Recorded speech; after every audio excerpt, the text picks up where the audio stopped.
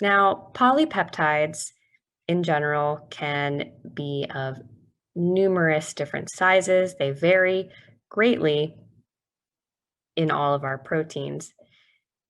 Also, proteins can have multiple peptide chains within them. Here's an example just in this table of different proteins by their name. It shows you their molecular weight. So this is how heavy they are based on how many atoms are in the particular protein.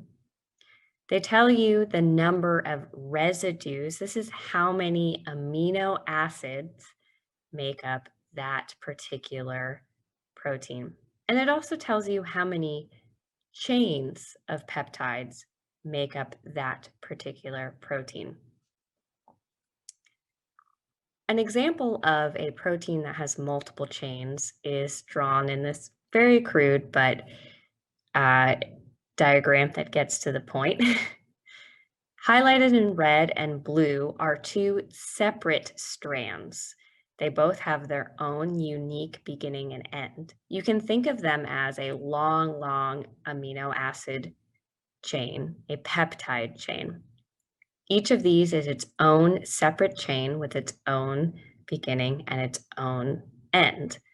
But let's say these two particular chains are bound in some other manner together. Their chains are not linked. They are not one continuous chain, but they are together via other forces.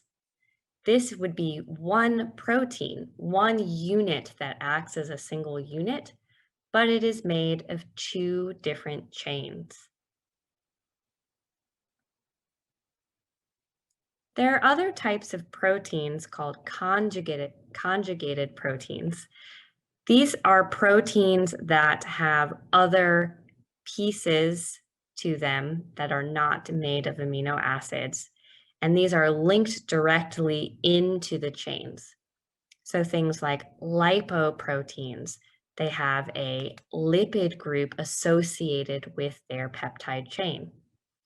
Glycoproteins have carbohydrates. Phosphoproteins have phosphate groups. There's a whole class of hemoproteins which have these heme groups. Heme is a small structure, a small organic structure that contains iron.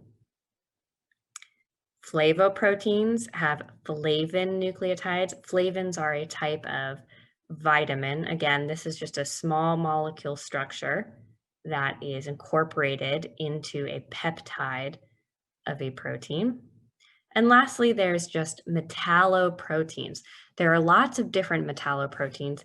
These are any proteins that contain a metal ion within them, things like iron, zinc, calcium, molybdenum, and copper.